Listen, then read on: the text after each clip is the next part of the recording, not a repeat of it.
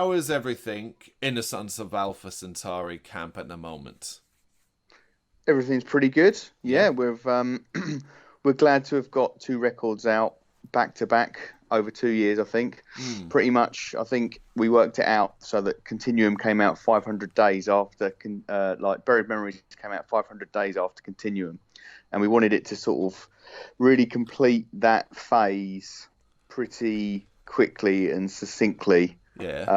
to sort of ensure that we had that critical mass, because we'd realised that where we'd done the debut and then we'd gone on to do like loads of side projects and loads of working with other musicians, that we'd kind of lost some critical mass from the debut when that came out back in '07. So Well, we quickly wanted to sort of get that impetus back up again, and that's why we released the two records sort of linked in a sort of an overarching concept, but within sort of close time to one another. We knew it would be a bit of a risk, but we've combined some of it by doing the CDs as a double CD package, and to try and make sure that people weren't going out and buying the same record again. So yeah, it's all well. We're going well. We're going strong now, stronger than we've been for years, I think. yeah. Stronger than Yeah. you. Why is that? I think that we've sort of transitioned. We started in 2001, Yeah. and then we had the sort of the younger days. Pretty much from like the mid 2000s through to the late 2000s, and we were youngsters, and then and then you sort of reach sort of 30, and then it was like, oh god, all this other stuff starts to take over. And that was when we sort of entered the slowdown period, and we started doing like 7 inches, which were a lot more manageable to work with labels than trying to deliver whole albums and getting everyone in the studio to record like an album's worth. And so then we've come out the other side of that. So people have been married, people have got kids, Yeah. people are still married, which is good.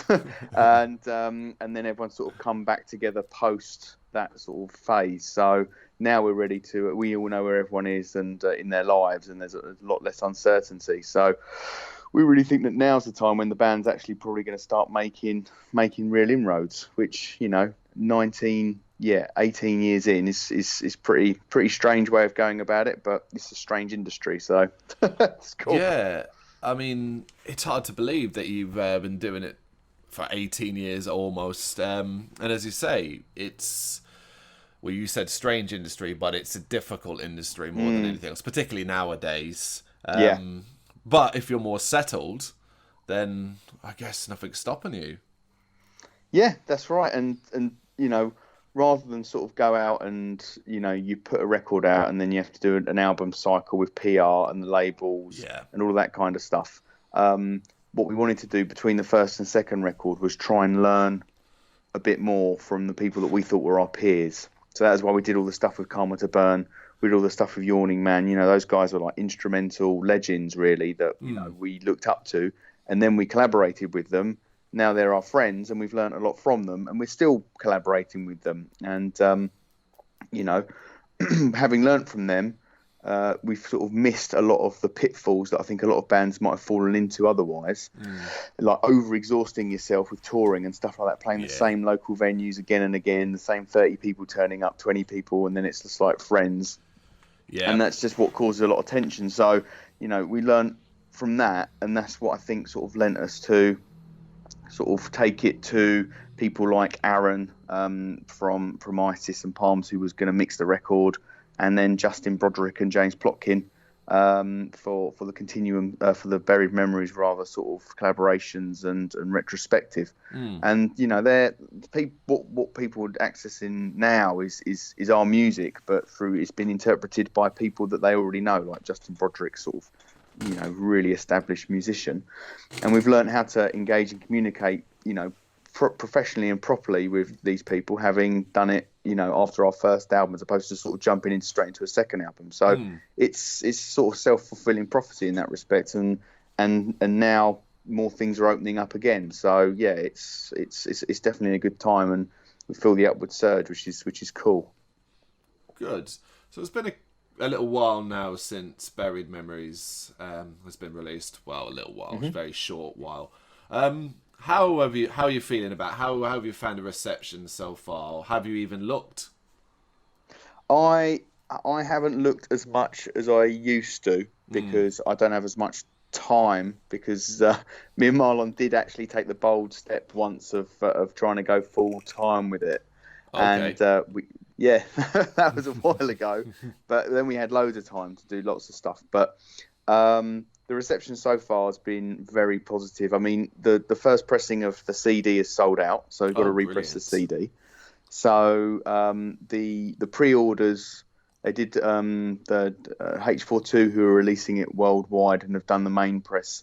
They've sold out on pre-order, and then Robotic Empire over in the States, who are putting it out over there, they've just recently put it out, and that it seems to be going well over there as well. So all in all, it's the first sort of pressing, as it were, has done really well, and the reception that I've heard from people that have emailed me, or whenever I've spoken to the guys that are doing the PR, they're saying that it's all coming through, and it's sort of 7, 8s, and 9s, which is great, really. And then occasionally you will get a 10, but it hasn't sort of been a very polarized record. Our debut, people were like, we were getting like 2s and 3s, or we were getting like 9s and 10s.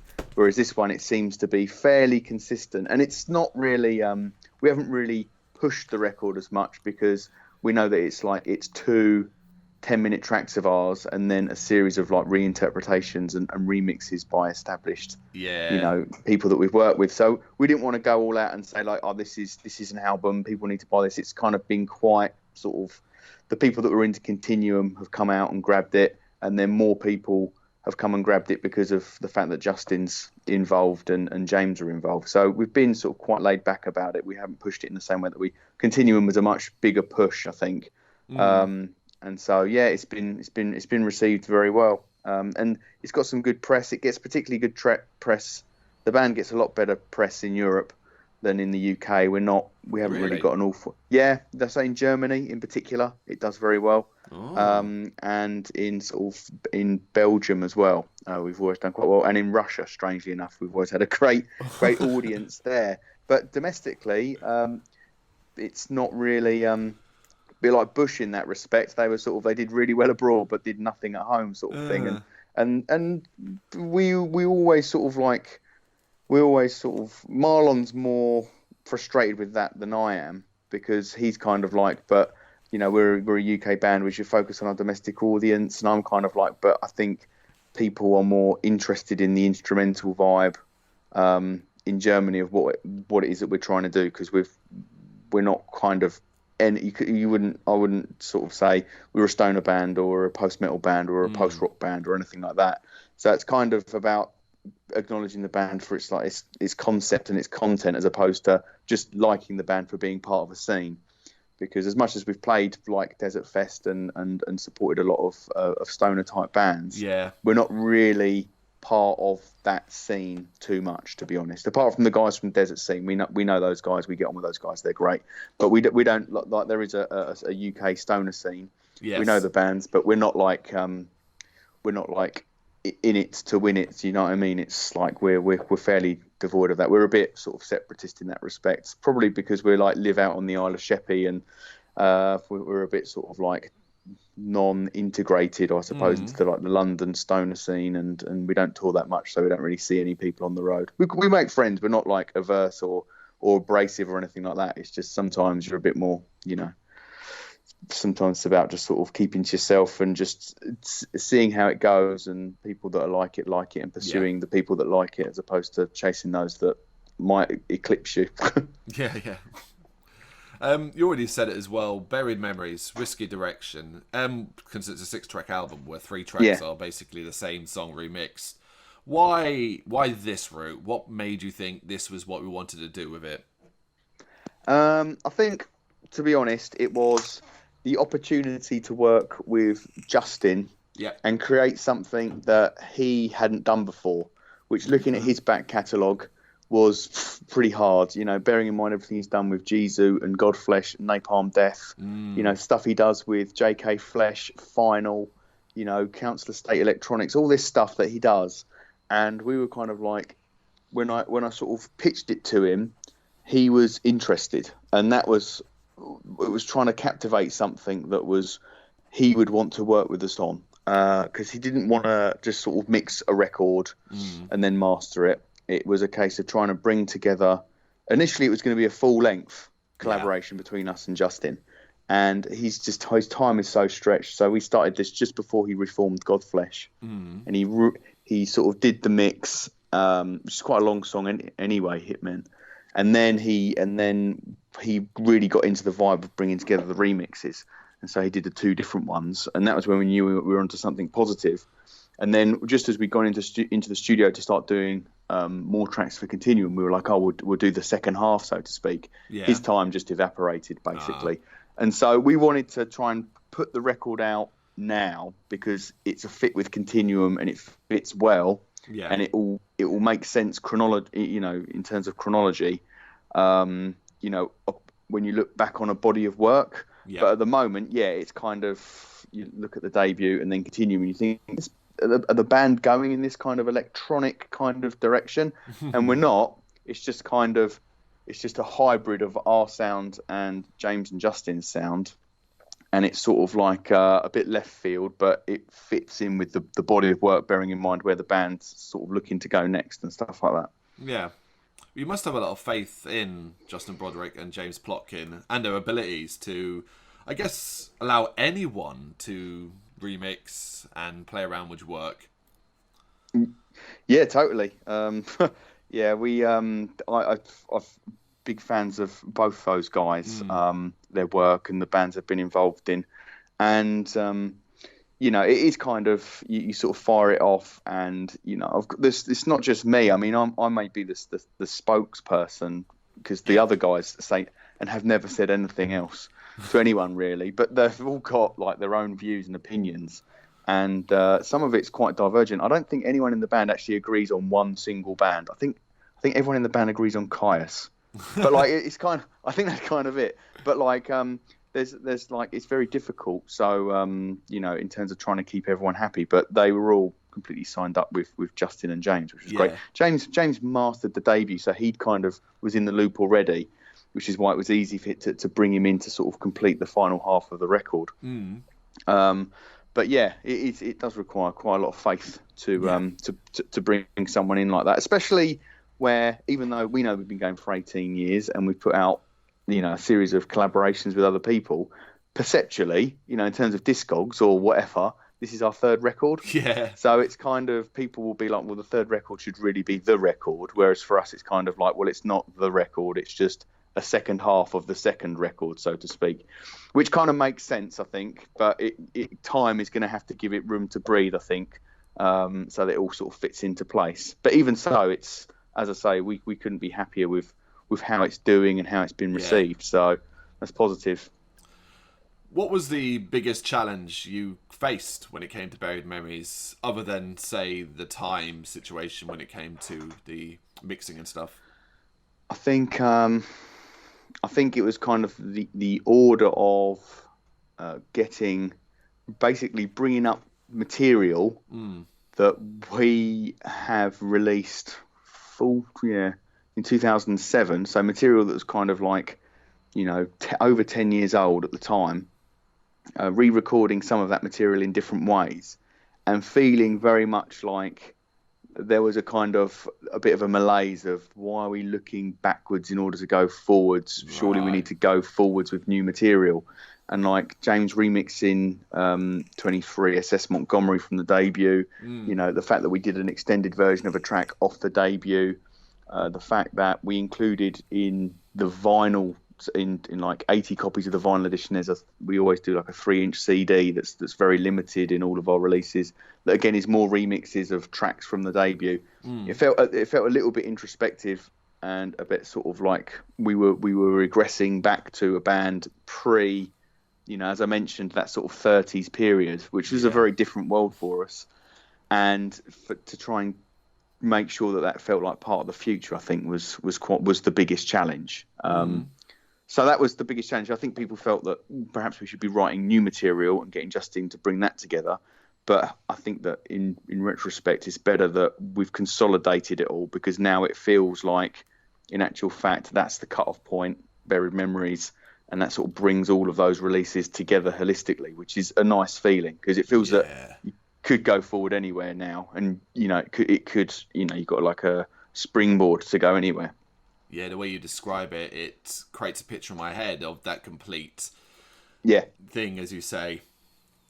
Yeah, right on. That's the kind of thing that was it, and it's a long arc as well. Like 2007 to 2019, like that's quite a long, sort of Avengers-esque story arc. and that's the thing that we have found is a lot of the time, in this world where people are kind of like they want instant gratification sometimes, and they're willing to sort of like they're only as good as your last Instagram post, and we aren't one for building that at all. We're trying to build like a slow burn. And things like, I don't know, like the Avengers or whatever, I think has shown people that they are, Game of Thrones, people are willing, if something's good, for it to be a slow burner. Eventually they'll get invested and they can see a journey and they're willing to follow people on that journey. And that's what we're trying to do, which is kind of against the current grain of content, photo, tell everyone. I mean, you see people, putting on Instagram like, a recording of a riff that they've recorded on a phone, and you're kind of like, that's not even become anything yet. But because people feel driven to release content all the time, by the time you hear something, you think, I've kind of heard this in multiple ways, I've seen multiple sessions and kind of stuff like that. So the one thing that I'm really proud of with the band is that we are sticking to our guns of trying to do something that's a long burner with a long story arc, where it'll all be integrated and interwoven over time. And that's quite a major commitment. And to have the guys all on board with that has taken time, because not everyone's into the same music at the same time. At one moment, someone's listening to Portishead. Next moment, someone's listening to jazz. Next moment, someone's listening to like some really, some abstract avant-garde, music from wherever. And then people are like then regressing back into classics that we've listened to over the years as well. So difficult to get everyone's sort of headspace aligned, but also that sort of makes it quite refreshing as well. So yeah, it's I'm glad you can see it coming through, Carl. That means a lot. Yeah, I just love the way you're as a band, you're trying to push against what is the norm in the social media circles, and you talk about the posts, and thanks to the way YouTube works and Facebook and stuff, if people don't click on like your stuff, you get buried.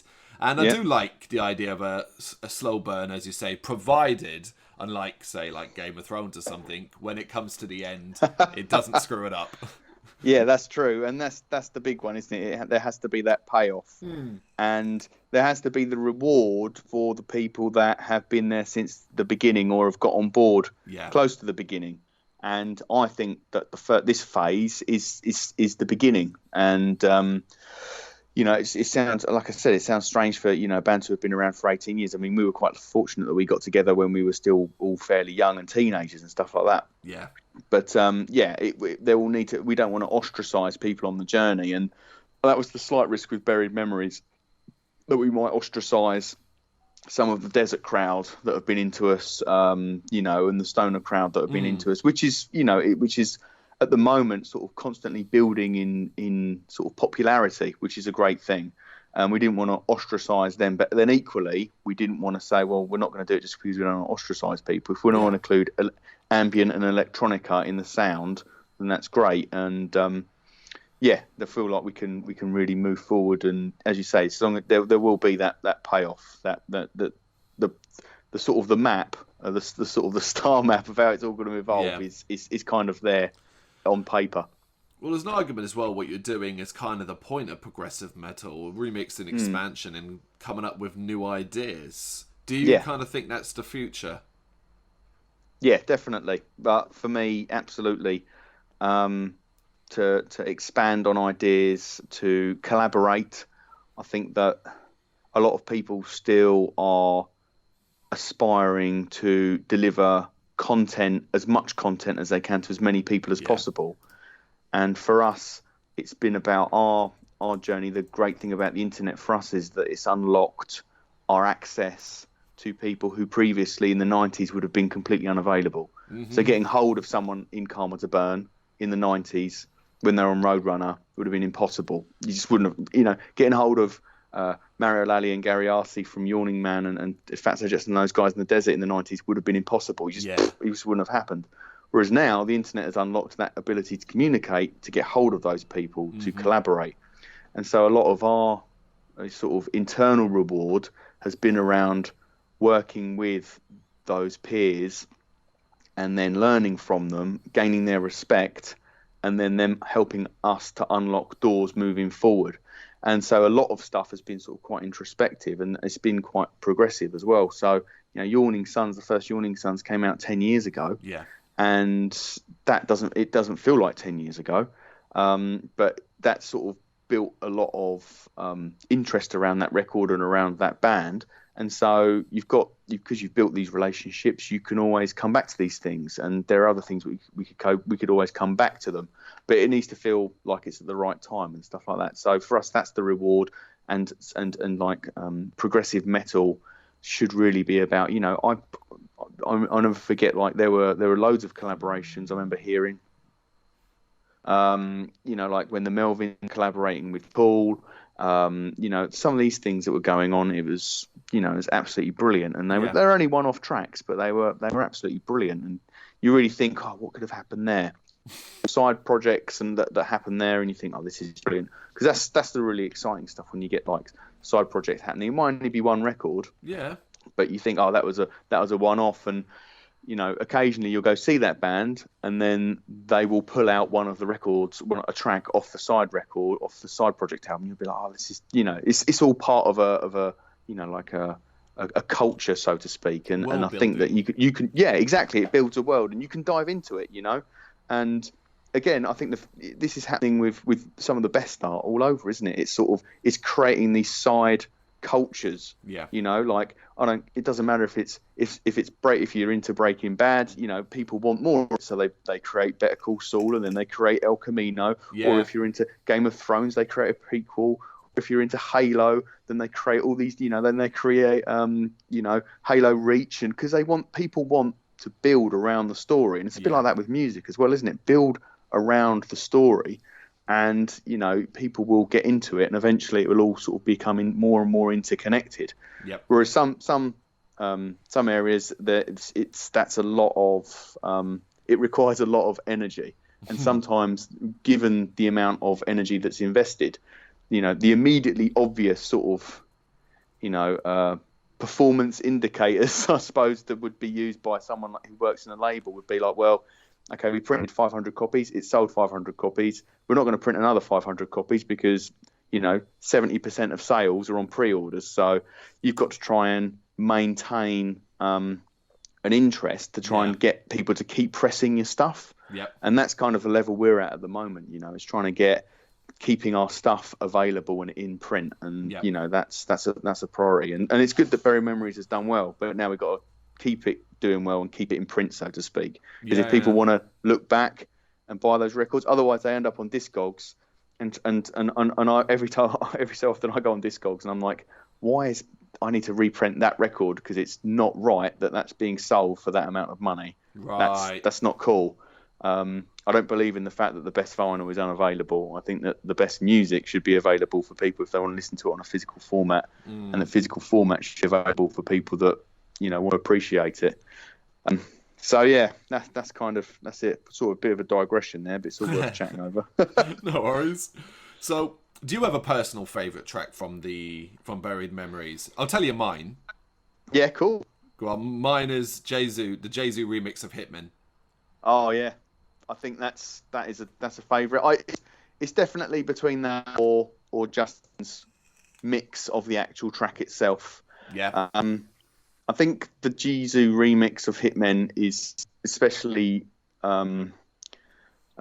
important personally because it's actually focusing on a bit of the track that we were just thinking of as a transition piece, and it's actually the track's kind of we when we wrote it, we were writing it, and I was kind of like, there's this anime cartoon called The Professional Go-Go 13. Okay. It's like one of the first ones that came out years ago on manga. And there's a bit where, the guy, he shoots, in order to snipe or kill someone, he shoots through a building and then kills the person in another building. Okay. And so that transition of the really long drawn out thing is the idea of a bullet, moving through time and space. Okay. And we were working on that, and we were sort of disappearing into the worlds of feedback and stuff like that, and my heavy sort of driven bass going through it. And then what Justin did is he just lifted that, and then he just applied full Gesu into it and took it into a whole new world. And he's breathed so much life into it as an interpretation. Yeah. It's really brilliant. And he did like several mixes of Hitmen, and he sent them through. And that mix that we put through was the one that certainly had the most power. But he did an alternative one as well, which was more sort of it was a bit more chilled actually. Okay. And it was more sort of Joy Division-y with the bass. So yeah, it was incredible the way that a mixing can completely reshape it. But yeah, it's really appreciate that. It's to do that, especially with Justin in the Gesu form, to get a Gesu remix was really special. Yeah. He does a lot of remixes, but he hasn't done that many Gesu ones. So yeah, that was incredible. It's funny, had I had this album 5 years ago, I reckon I'd have hated it. But 5 years is a long time, and through the site and all the promotions that we get sent, it completely opened up my world personally, and some of the other writers as well, and to the point where something like this I love compared to the 30th death metal record in a row, That's the thing, isn't it? It's you must get sent so much material, and there's that sort of, it's that saturation, isn't it? Because some people, people are out there, they're putting a lot of time in, and it's hard to differentiate between the records that someone spent, I don't know, £5,000 in a studio working with all these people, and then there's some people who have spent the same amount of time but not the same amount of effort, but it all arrives on the same CD, the same format, and for you to be able to digest and have to go through that, I always just think I'm always appreciative of anyone who picks up and replies to our emails, and that's why I think the personal touch is so important. That's why the interface usually between myself and people who are buying records from us directly, although clearly a lot of people do go through labels and distro and stuff, is just to make sure that we do respond fully, because it is, if you've taken the time to engage or respond with us from a PR perspective or to buy our record, there is a sort of a cold, harsh sort of artistic exterior. But then behind that sits me as sort of as a spokesperson on behalf of the other guys, and we are quite open, but not in a way that like we would just push ourselves out there in the way that a lot of other people are at the moment, just sort of like this sort of, as I say, this sort of Instagram kind of world of just push yourself out there. It's kind of like, find us, then we will talk, and I kind of like that. And thanks so much for taking the record on. Continuum as well. The review of Continuum was fantastic. Yeah, and it's nice my first entry into your world. Awesome. So we'll make sure that we continue to send you records and ensure that you're on the journey and on the trip with us. And we love the site as well, man. Like thank you. Like we're all gamers as well, apart from the drummer Steve. Steve's a bit older than we are, but me and Marlon particularly, we're into games. Everything from zombies, from The Walking Dead. And interestingly, actually, here's an interesting one. I mentioned the 3-inch CD that I sent you. That was done by a guy.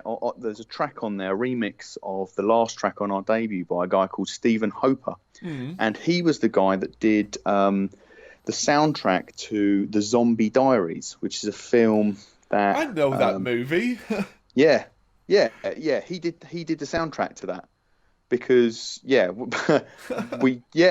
it's the Zombie Diaries. That's the one where it's like in 3 phases and stuff like that. It's like a Bleeding Edge Films one, and it's got people in it like Russell Jones and these people. But he did the whole soundtrack for that. And I remember we were watching it. I was around my friend's house, and we were going through. We were sessioning loads of cool stuff. We were going everything from 28 Days Later through to the Zombie Diaries, and all that stuff. And the soundtrack was just fantastic. And for a long time, the opening to some of our shows, we were using that soundtrack, nice. That remix that he did, and it was really eerie because I was watching the movie, and the soundtrack was just phenomenal. Yeah, he's based in Richmond. He's a great guy, and that's his remix. And I'm glad to get it out actually as part of being part of that, because he was kind of into Justin and all of that side of stuff. So it's kind of, we're kind of interlinked with that as well, which is pretty cool. So yeah, we're all into computer games and zombies and stuff like that. So it works. It's perfect. Feels like we've always got that connection. If you're into Absolutely. metal, most people have a passing interest in horror. Maybe games, not always. Yeah. So we'll wrap this up. Last question for you, and it's a simple one. What's next? We think that next we are probably going to look at. Think we're probably going to follow up on the Your Sons record. It's been a long time coming. Yeah.